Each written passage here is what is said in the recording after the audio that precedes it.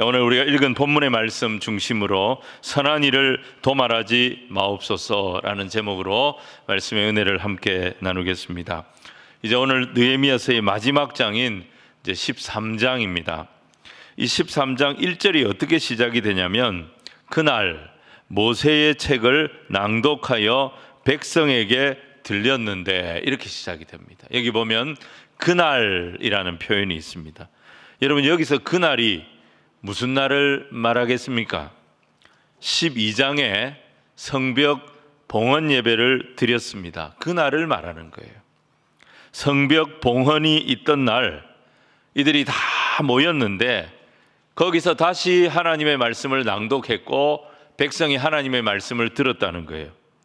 무슨 내용의 하나님 말씀을 들었느냐? 그 뒤에 이런 말씀이 이어집니다. 암몬 사람과 모압 사람은 영원히 하나님의 총회에 들어오지 못하리니, 이런 내용이에요.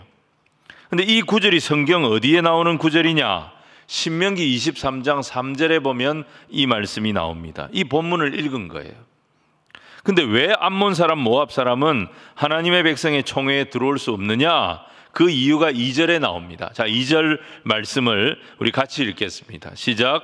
이는 그들이 양식과 물로 이스라엘 자손을 영접하지 아니하고 도리어 발람에게 뇌물을 주어 저주하게 하였음이라. 그러나 우리 하나님이 그 저주를 돌이켜 복이 되게 하셨다 하였는지라.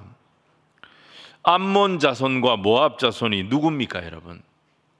아브라함의 조카인 롯의 후손들입니다. 그래서 이삭의 후손인 이스라엘 백성들과는 친족 관계다, 그렇게 말할 수가 있습니다. 근데 형제인 이스라엘 백성들이 애굽에서 400년 넘도록 종살이를 했습니다. 정말 어렵게 출애굽을 했고 40년 광야 생활했어요. 그리고 이제 겨우 약속의 땅으로 들어가는데 환영은 못 해줄 망정, 축복은 못 해줄 망정, 발람 선지를 끌어들여 가지고 뇌물을 주고 유다인들을 어떻게 해요? 저주하도록 만들었다 이거예요. 그래서 하나님이 진노하셔서 자기 백성의 회중에 암몬과 모압 자손들은 드리지 마라, 그렇게 말씀하신 거예요. 이걸 읽어준 거예요. 자, 이 말씀을 들은 백성들이 어떤 반응을 보였느냐? 3절 말씀입니다. 같이 읽겠습니다. 시작. 백성이 이 율법을 듣고 곧 섞인 무리를 이스라엘 가운데에서 모두 분리하였느니라. 즉각적으로 이스라엘 백성이 순종하는 모습을 보게 됩니다. 근데 사실 이방인들과의 관계를 정리하는 내용은 느헤미야 9장에 나왔습니다.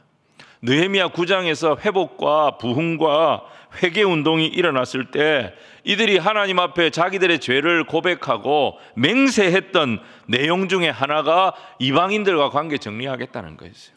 그런데 13장에서 또 이런 결단을 하고 있어요. 그 이유가 뭘까? 이 두 본문 사이에 9장과 11장, 이 13장, 이 두 본문 사이에는 시차가 있습니다. 느헤미야서는 2장부터 11장까지는 느헤미야가 총독으로 부임한 그 해에 다 이루어진 내용이에요. 2장부터 11장은 한 해에 이루어진 거예요. 근데 12장, 13장은 그로부터 한 10년쯤 시간이 지난 후에 일어난 일들을 기록한 겁니다. 유다인들이 부흥을 경험했어요. 자기 죄를 회개하고 눈물로 하나님 앞에 금식하며 맹세까지 했습니다. 근데 한 10년 지나니까 어떻게 된 거예요? 그 결단, 그 눈물 다 사라지고 또 어떻게 됐어요? 이방인들하고 맹세까지 해놓고 또 섞여서 같이 살고 있었던 것입니다.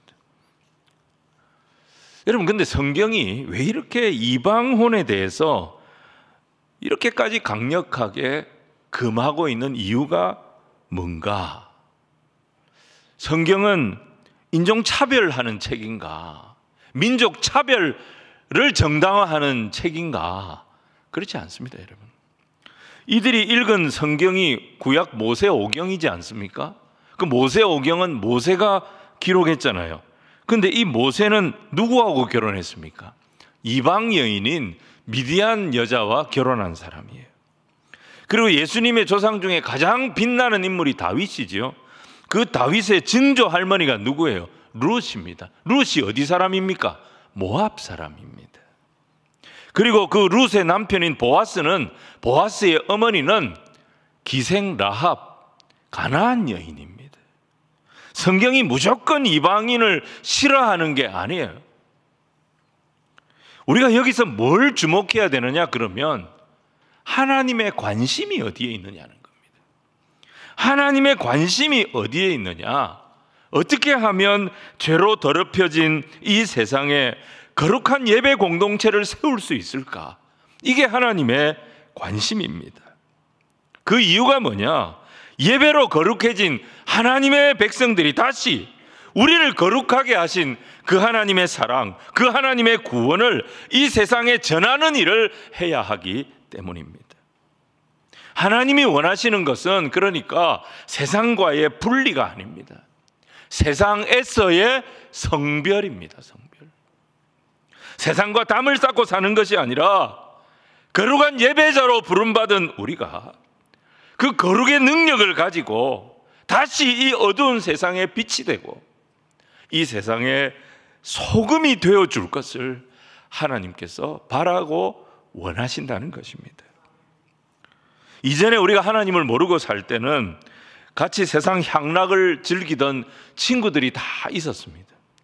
근데 신앙생활 열심히 하다 보면 그 친구들과 자연스럽게 이제 멀어지게 되는 겁니다. 근데 하나님은 다시 그들을 찾아가도록, 다시 그들을 만날 수 있는 계기를 주시는 거예요. 이전에는 향락 때문에 만났어요. 이전에는 세상 재미 때문에 만났습니다. 근데 이제는 그게 목적이 아니에요. 그들의 영혼을 사랑하시고 그들을 구원하기를 원하시는 하나님의 열심, 하나님의 마음 때문에 다시 그들을 찾아가서 만나는 것입니다. 그래서 우리 믿음의 백성들에게는 두 손이 있어야 돼요. 한 손에는 분명한 거룩의 기준이 있어야 합니다. 그리고 다른 한 손에는 이 죄악된 세상을 구원하시기 원하시고 변화시키기를 원하시는 그 거룩의 원천이 되시는 하나님의 열망, 하나님의 마음이 우리의 한 손에 있어야 하는 것입니다. 두 손에 이 거룩의 기준과 거룩의 열망을 가진 그 성도를, 그 교회를 하나님 찾고 계시고 오늘 이 시대에도 그들을 사용하시는 것입니다. 하나님의 백성 안에 거룩이 무너졌어요. 지금 이 거룩이 무너지니까 연쇄적으로 나타나는 문제들이 있었습니다. 첫 번째가 뭐냐? 성전이 무너져 버린 거예요. 자, 4절과 5절 말씀을 우리 같이 한번 읽겠습니다. 시작. 이전에 우리 하나님의 전의 방을 맡은 제사장 엘리야십이 도비아와 연락이 있었으므로 도비아를 위하여 한 큰 방을 만들었으니 그 방은 원래 소재물과 유향과 그릇과 또 레위 사람들과 노래하는 자들과 문지기들에게 11조로 주는 곡물과 새 포도주와 기름과 또 제사장들에게 주는 거제물을 두는 곳이라. 여러분, 성전에 방들이 있습니다. 근데 그 방들은 다 목적이 있습니다. 백성들이 헌금한 11조, 그리고 제사장들에게 드리는 거제물, 그리고 백성들이 감사의 마음으로 바쳤던 첫 열매들, 이런 것들을 보관하는 방들입니다. 그리고 그 방의 모든 관리 책임은 대제사장이 가지는 것입니다. 근데 이 대제사장이 오늘 보세요. 도비아라는 사람하고 결탁이 돼 있는 거예요. 이 도비아 기억나시죠? 안 납니까? 예. 호론 사람 산발랏, 사마리아 총독이었지 않습니까? 아라비아 사람 게셈, 이 모든 성전과 성벽을 방해하는 세력들에게 돈을 대는 사람이었어요. 이들과 함께 성벽 건축을 끝까지 방해하고 음해했던 인물이 암몬 사람 도비아였어요. 이 사람은 예루살렘에 못 들어옵니다. 암몬 사람이에요. 근데 이 사람이 대제사장 엘리야십의 허락을 받아가지고 성전의 방을 갖고 있었던 것입니다. 성전의 방들은 그 목적에 따라 지어졌기 때문에 크지가 않습니다. 근데 이 사람을 위해서 대제사장이 어떻게 했느냐? 작은 방들을 터가지고 큰 방을 만들어서 준 겁니다. 왜 도비아에게 이런 특혜를 줬을까요? 도비아가 성전에서 사업을 한 거예요. 여러분, 성전에서 헌금을 할 때, 성전세를 낼 때 아무 돈이나 낼 수가 없어요. 성전에서 쓰는 성전 화폐가 있습니다. 그걸로 환전을 해야 됩니다. 이 환전을 누군가가 해야 되는데 도비아에게 이 권리를 준 거예요. 제물로 쓸 짐승은 흠이 없어야 됩니다. 흠 없는 짐승을 가져오기 불편하니까 성전 앞에서 이 짐승을 팔았습니다. 예수님 시대에도 이런 일이 있었죠. 이 판매권을 이 사람이 독점할 수 있도록 권한을 준 거예요. 여러분, 이런 권리들을 독점하게 되면 엄청난 이권이 따라오는 겁니다. 대제사장은 이 독점권을 주고 이 사람에게서 뒷돈을 챙기고 있었던 것입니다. 이 사람은 성전에서 자기 사업을 하고 있었던 것입니다. 이게 성전을 죽이는 짓이었습니다. 자, 어떻게 이런 일이 있을 수 있느냐? 6절과 7절 말씀을 우리 같이 읽겠습니다. 시작. 그때에는 내가 예루살렘에 있지 아니하였느니라. 바벨론 왕 아닥사스다 32년에 내가 왕에게 나아갔다가 며칠 후에 왕에게 말미를 청하고 예루살렘에 이르러서야 엘리야십이 도비아를 위하여 하나님의 전뜰에 방을 만든 악한 일을 안지라. 아닥사스다 32년이면 기원전 433년입니다. 근데 그때 느헤미야가 페르시아로 돌아갔다는 거예요. 그리고 며칠 뒤에 다시 돌아왔다는. 근데 여러분 생각해 보세요. 페르시아는 며칠 만에 그렇게 왔다 갔다가 올 수 있는 그런 곳이 아닙니다. 그러니까 사실 느헤미야는 433년 이 한 해를 페르시아에서 다 보낸 거예요. 그리고 이듬해 BC 432년에 예루살렘에 돌아온 거예요. 그러니까 예루살렘의 총독으로 느헤미야가 부임했던 때가 BC 444년이에요. 그 해에 느헤미야는 정말 거침없이 성벽 재건을 했고 신앙 개혁을 일으켰어요. 그리고 10년 정도의 세월이 흐른 거예요. 11년 차에 이제 총독의 기한이 다 됐는지 페르시아로 돌아갔습니다. 그리고 12년 차에 왕의 허락을 받아서 다시 돌아온 겁니다. 그동안에 성전에서 이런 일이 벌어진 거예요. 성전을 지켜야 할 대제사장 엘리야십, 이 사람이 어떤 사람입니까? 여러분 쭉 읽어서 28절을 보시면 그의 손자의 아들이 나와요. 그의 손자의 아들이면 뭡니까? 증손자잖아요. 이 증손자가 누구의 사위로 나오냐면 산발랏의 사위로 나옵니다. 거룩의 모범이 되어야 할 대제사장이 성전을 무너뜨리려고 하는 이 이방 세력과 결탁이 되어 있었던 것입니다. 느헤미야가 이 모습을 보고 어떻게 합니까? 8절 보시면요, 도비아의 세간살이를 다 끄집어내서 바깥에다가 던져버렸다 그랬습니다. 그리고 그 방을 다시 정결하게 하고 성전의 기구들로 다 채웠습니다. 근데 그것으로 성전이 회복되지 않았습니다. 성전에 아무리 찾아봐도 레위인들이 보이지 않는 거예요. 예배를 섬겨야 할 레위인들이 보이지 않는 거예요. 찬양하는 사람들이 보이지 않는 거예요. 문지기들이 보이지 않는 거예요. 레위인들에게 지급돼야 할 생활비가 제대로 지급이 안 되니까 이 레위인들이 먹고 살기 위해서 다 자기 땅으로 흩어져 버린 거예요. 그래서 느헤미야가 탄식을 합니다. 성전이 왜 이렇게 됐냐고. 그러면서 그 레위 사람들을 다 불러 모아서 다시 복직을 시킵니다. 그랬더니 성전이 회복되기 시작했고, 성전이 회복되는 것을 본 유다 백성들이 다시 11조를 하나님 앞에 드리기 시작했던 것입니다. 자, 11절 12절 말씀을 우리 같이 읽겠습니다. 시작. 내가 모든 민장들을 꾸짖어 이르기를 하나님의 전이 어찌하여 버림바 되었느냐 하고 곧 레위 사람을 불러 모아 다시 제자리에 세웠더니 이에 온 유다가 곡식과 새 포도주와 기름의 11조를 가져다가 곡간에 드림으로. 여러분, 사실 느헤미야는 제사장이 아니잖아요. 느헤미야는 평신도입니다. 정치와 행정 업무를 맡은 총독입니다. 자기 분야가 아니에요. 성전은 자기 일이 아님에도 불구하고 느헤미야의 마음속에 뭐가 있었냐면 예루살렘의 예배가 무너지면 안 된다. 성전이 어떻게 이방인들의 돈벌이 장소가 될 수가 있느냐. 이런 모습을 보고 견딜 수가 없었던 거예요. 저는 느헤미야의 모습을 보면서 마치 누가복음 19장에 성전을 청결케 하셨던 우리 예수님의 열심을 보는 것과 같았습니다.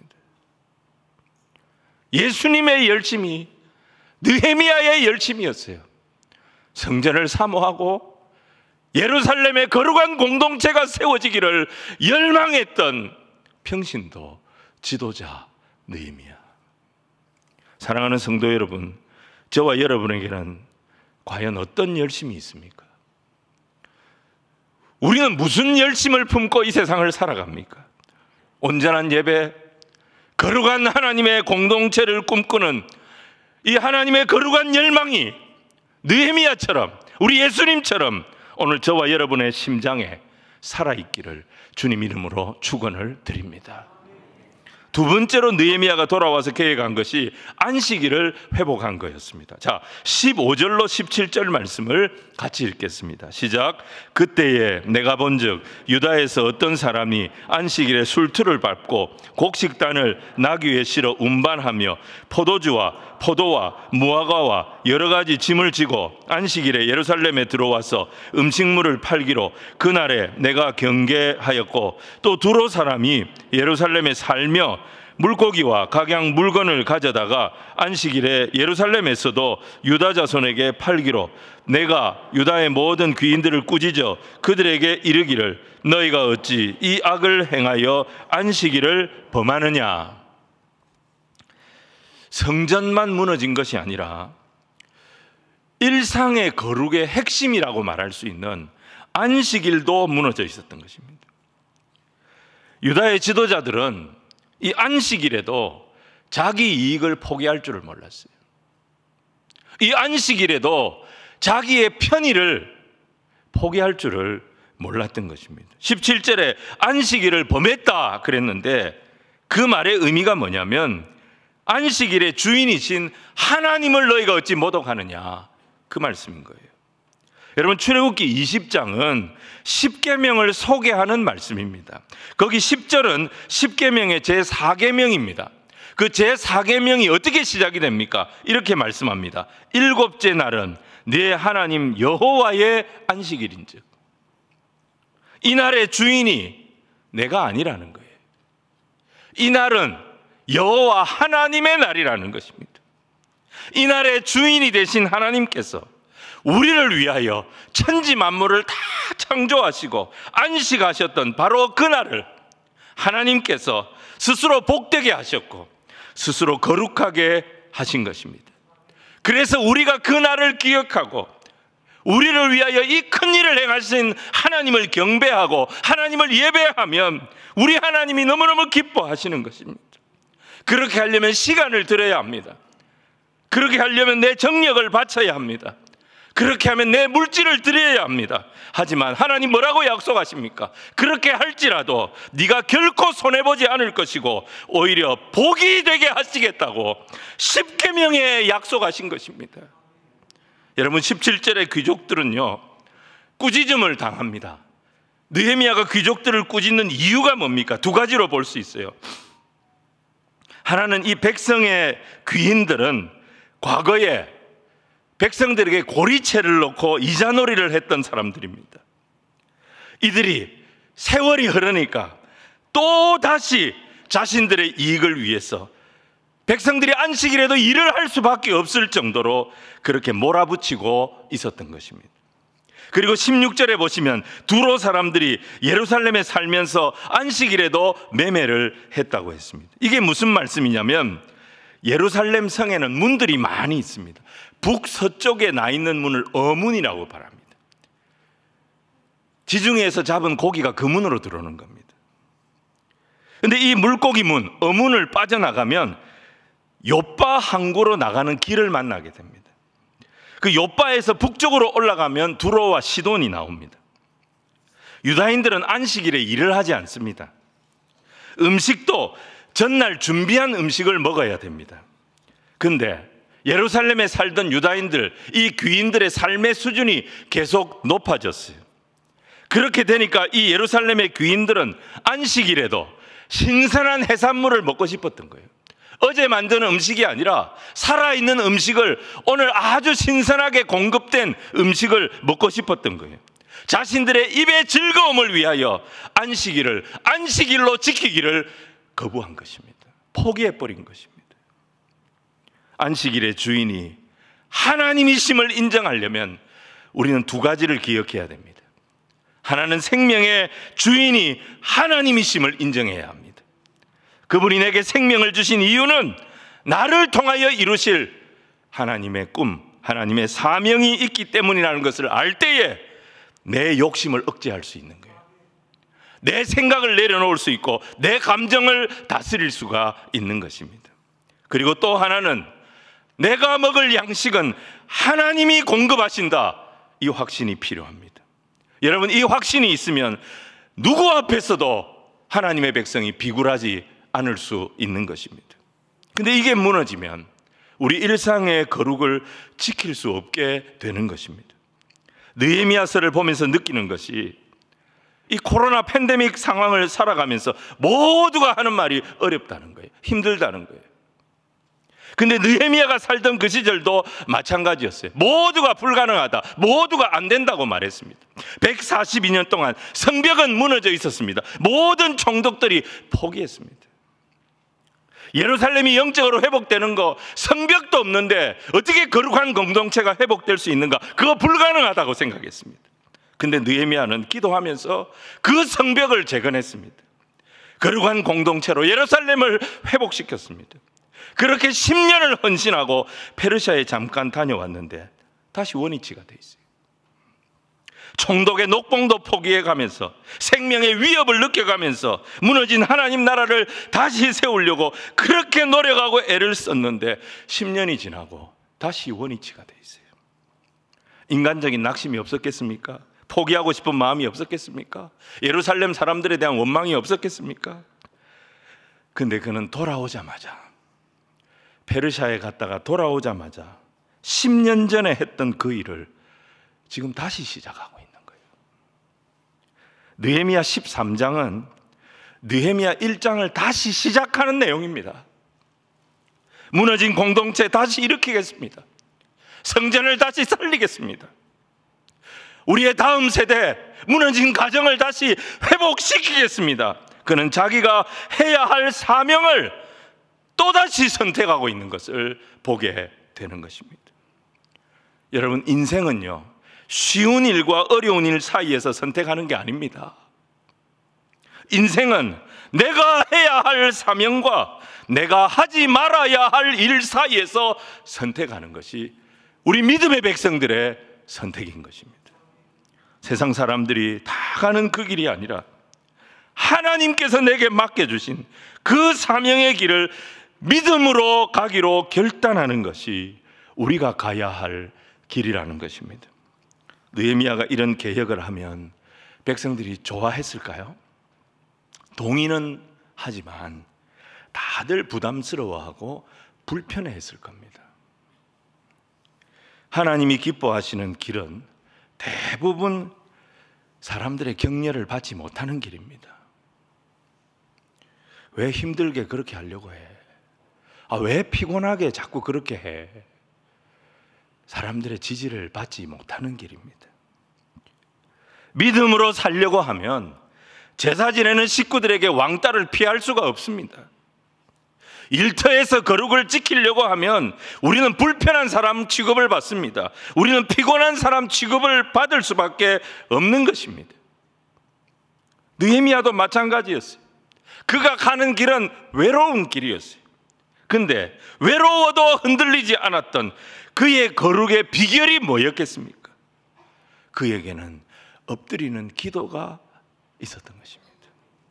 여러분, 성도의 최고의 위로는 하나님이 주시는 위로예요. 성도의 최고의 격려는 하나님께서 내 마음을 만져주시는 격려가 최고의 격려인 것입니다. 기도할 때 하나님 우리를 만져주십니다. 기도할 때 하나님 우리를 위로해 주십니다. 기도할 때 하나님 우리를 격려해 주시는 것입니다. 기도 시간에 복을 주시네. 고난 내 마음속에 기쁨 충만하네. 느헤미야 13장 보시면요, 군데군데 하나님이여 기억하옵소서, 하나님이여 기억하옵소서. 여러분, 이 짧은 기도가 7절에도 나오고 14절에도 나오고 22절에도 나오고 29절에도 계속해서 나옵니다. 느헤미야가 했던 신앙개혁은 끝이 안 보이는 개혁이었어요. 뭔가 되는 듯 하면 원위치, 뭔가 되는 듯 하면 원위치, 뭔가 되는 듯 하면 다시 다 처음으로 돌아가는 거예요. 그럼에도 불구하고 그는 기도하면서 하나님의 격려를 받고 또 다음 개혁을 하고, 그는 기도하면서 하나님의 위로를 받고 또 다음 스텝을 밟았던 것입니다. 하나님의 격려를 얻을 때 그에게 새 힘이 부어졌던 것입니다. 여러분, 저와 여러분도 기도하면서 주님께서 허락하신 길을 갈 때에 공중 나는 새를 먹이시고 들의 백합화를 입히시는 그 하나님께서 우리를 먹이시고 그 하나님께서 우리를 입히시는 그 은혜와 그 기적을 경험하는 우리의 인생이 되기를 주님 이름으로 축원을 드립니다. 세 번째, 느헤미야가 개혁하려고 했던 것은 가정이었습니다. 자, 23절, 24절을 우리 같이 읽겠습니다. 시작. 그때에 내가 또 본즉 유다 사람이 아스돗과 암몬과 모압 여인을 맞아 아내로 삼았는데 그들의 자녀가 아스돗 방언을 절반쯤은 하여도 유다 방언은 못하니 그 하는 말이 각 족속의 방언이므로. 이게 진짜 심각한 문제였어요. 이방혼을 한 가정의 자녀들이 말을 못하는 거예요. 글을 못 읽는 거예요. 아스돗 방언은 하는데 히브리 말을 못하고 히브리 글을 못 읽는 거예요. 아스돗이 어디입니까? 이스라엘의 원수였던 블레셋의 대표 도시가 아스돗입니다. 이방인들과 결혼한 게 문제가 아니라 지금 신앙의 뿌리가 사라지고 있는 거예요. 이스라엘 백성들에게 언어라고 하는 것은 성경입니다. 그들은 성경을 읽기 위해서 글을 배웁니다. 히브리어를 못한다는 얘기는 성경을 못 읽는다는 것입니다. 히브리어를 쓰지 않는다는 것은 성경을 보지 않는다는 얘기입니다. 오늘도 마찬가지예요. 여러분, 이 시대는 설교의 홍수 시대입니다. 클릭만 하면 수많은 설교를 내 마음대로 골라서 들을 수 있는 그런 시대입니다. 하지만 여러분, 내가 내 눈으로 읽는 성경책이 있습니까? 내 손때가 묻은 성경책이 있습니까? 내가 내 인생 고난의 언덕을 넘어갈 때 함께 넘어가며 붙잡았던 그 성경책이 여러분들에게 있습니까? 내 눈물 자국이 묻어 있고 내 기도에 탄식이 녹아 있고 줄을 쳐가면서 읽고 또 읽고 읽고 또 읽고 그러면서 내 문제를 이겨냈던 나의 성경책이 있느냐는 것입니다. 이들이 언어를 잃어버렸어요. 언어를 잃어버렸다는 것은 성경을 잃어버린 것이고 그들의 다음 세대를 잃어버린 것이고 유다의 미래를 잃어버린 것이었습니다. 느헤미야는 가정의 거룩을 회복해야 된다, 이 열망이 얼마나 강했던지 이 문제에 대해서는 정말 과격할 정도로 개입을 합니다. 25절을 보시면 몇 사람을 불러다가 어떻게 합니까? 책망하고 저주하고 때리고 그들의 뭘 했다고요? 머리털을 다 뽑아버렸어요.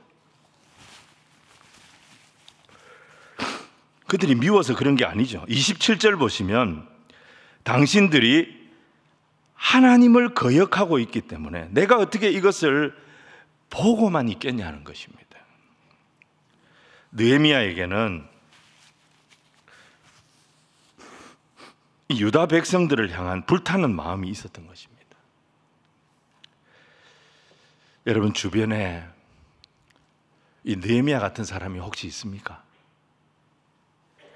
거룩의 기준이 너무 분명해서 대화를 하다 보면 그 사람 말이 맞긴 맞는데 너무 나한테 불편한 거예요. 불편해서 참 힘든 사람인데 들어보면 그 사람 말 때문에 내 자신을 다시 돌아보게 됩니다.